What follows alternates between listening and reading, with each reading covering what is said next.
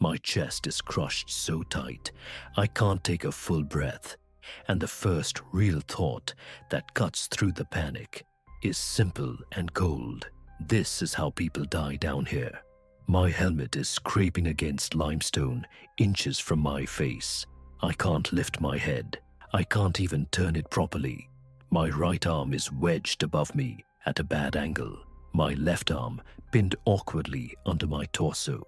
My ribcage is compressed against rock that feels like it's slowly tightening. I try to inhale deeper, and it just stops halfway, like something invisible is sitting on me. The air tastes dusty and stale inside the cave. My headlamp beam shows nothing but pale stone inches from my eyes. I know exactly where I am. Nutty Putty Cave. I came alone because I thought I understood tight spaces. I thought I was careful. Now I can't move. I try to shift my hips. Nothing. The limestone grips me like it has weight. I wiggle my fingers to make sure I still can. They move. That helps for half a second. Then the next thought comes. If I can't expand my chest fully, I'm going to hyperventilate. And if I hyperventilate in a space like this, I'm going to pass out. If I pass out, no one will find me. No one even knows I came today.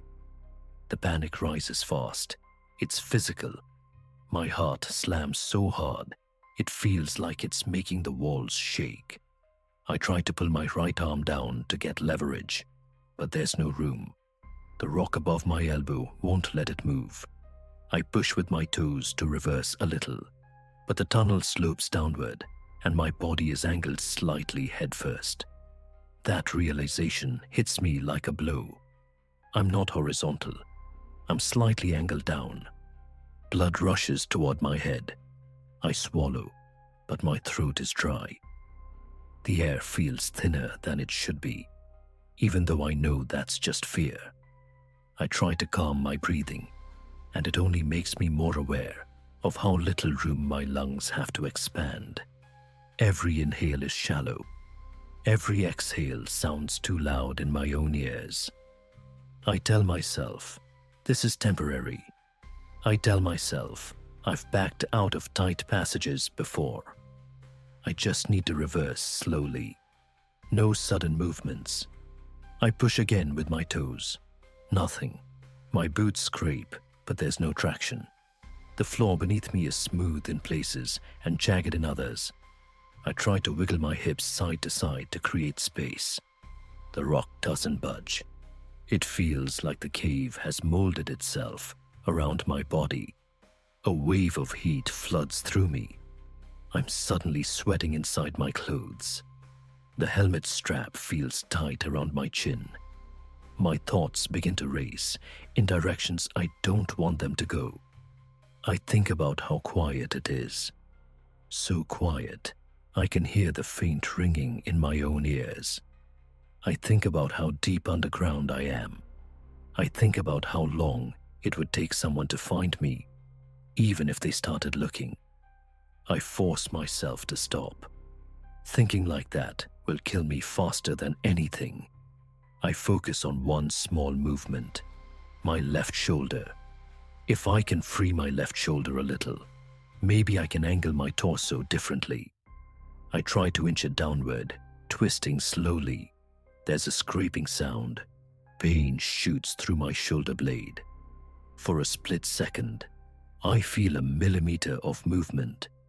Then the rock catches again. My breathing spikes. This is when the real fear hits. The heavy, suffocating kind that spreads slowly through your body and settles in your stomach. The kind that says, you made a mistake and there's no one here to fix it. My arms start to shake from holding tension. My fingers feel colder. I try to adjust my head slightly to relieve pressure on my neck. My chest tightens again. I realize I'm breathing faster. I'm starting to hyperventilate. I try to count breaths in my head. Inhale, 2, 3, exhale. 2, 3. But the air still feels insufficient. I feel like I'm not getting enough oxygen. My heart rate climbs higher. I think about the stories. People who underestimated this cave. People who got stuck in places just like this. That thought alone makes my throat close tighter. I try something different.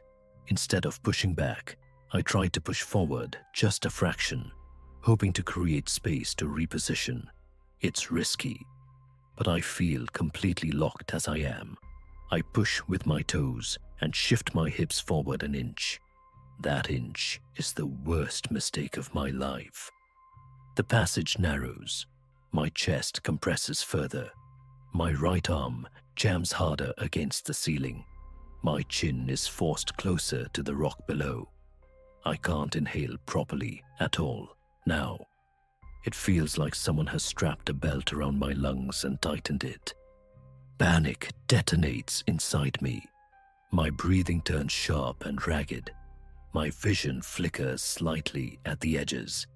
I try to scream, just to release the pressure building inside my head, but it comes out as a strangled sound swallowed by stone. This is it. I am wedged in a place where my body physically cannot expand to breathe deeply. I feel pressure building in my head from being angled downward. My face feels warm. My hands start to tingle. I try to force myself to stop moving. Every instinct tells me to thrash, to fight the rock, but I know that will only wedge me tighter. The limestone edges scrape my arms when I even twitch. If I panic physically, I will lock myself in permanently. I close my eyes and try to shrink mentally. I focus on the idea that stone doesn't move, but I can, even if it's by millimeters. My heart feels like it's going to burst through my ribs. I count again. 1 breath, 2, 3. It's not enough. I feel lightheaded. My thoughts start jumping to my family without permission. My mother's face flashes in my mind. The idea that she would never know exactly what happened. That I'd just be a news story. The dread is unbearable. A heavy weight pressing on every part of me. I feel completely small, completely vulnerable. I start testing micro movements. I wiggle my right elbow, trying to find even the smallest pocket of space. It doesn't move at first. I adjust my wrist angle instead. That gives me a fraction of room. I use that fraction to lower my elbow slightly. It scrapes skin off my arm. I don't care. The pain is distant compared to the pressure in my chest. Another shallow inhale. I try to pull my hips back while keeping my torso twisted. My boots finally catch on something. I push carefully. My body doesn't move at first. Then there's a slight shift. 1 millimeter, maybe 2. I push again, slow, controlled. My chest is still compressed, but I feel the angle of my body change slightly upward. That's good. Upward is good. Less blood rush into my head. I keep repeating in my mind, slow, slow, slow. My breathing is still unstable. Every time I feel a little movement, a surge of relief hits and makes me want to move faster. I fight that urge. Fast equals stuck deeper. I inch backward again. This time, my left shoulder slides 1/2 inch. It's enough to create a tiny pocket of space near my ribcage. Suddenly, I can inhale just a little deeper. Not much, but enough to feel a difference. I keep working backward. Toes push, hips wiggle, shoulder twists. Each movement is microscopic. The rock scrapes my back and arms raw. Sweat runs into my eyes. My breathing slowly steadies as the angle reduces. I'm still tight, still trapped, but I'm no longer forced downward. Then finally, my right arm drops free from the ceiling. It's not fully free, but it bends enough to give me leverage. I use it carefully to brace and push. My body slides back an inch. I keep going. Slow. Controlled. Another inch. The pressure on my chest eases slightly more. I can finally take a full breath, shaky and uneven but full. When I finally slide completely free into a slightly wider section, I just lie there on my back staring at the cave ceiling. My whole body is trembling uncontrollably. My arms are scraped and bleeding in thin lines. My throat burns from breathing dry air too fast. My heart is still racing. It takes what feels like forever.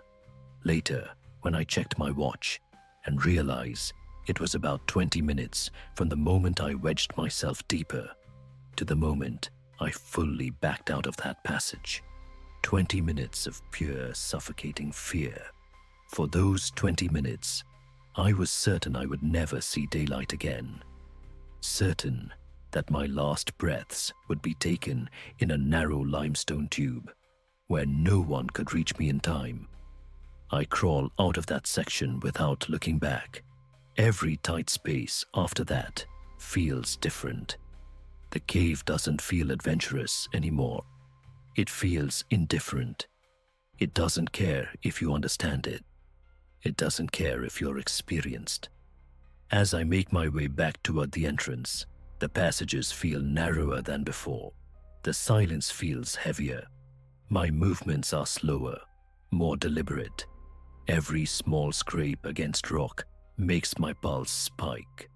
When I finally see the faint hint of daylight filtering down through the entrance, my chest tightens again, but this time it's relief. Real air, open space, sky. I pull myself out into the sunlight and just sit there on the ground, covered in dust and sweat, breathing in cold outside air like I've never felt it before. It was only 20 minutes, but in that cave, wedged headfirst in stone, it felt like the end of my life. Thanks for watching No Sleep Tonight. And if you enjoyed the video, don't forget to like, share, and subscribe. It truly helps this channel grow. And if you think this was disturbing, wait until you hear what happened on Crybaby Bridge. It's on your screen right now. I'll see you in the next video. And until then, sleep well.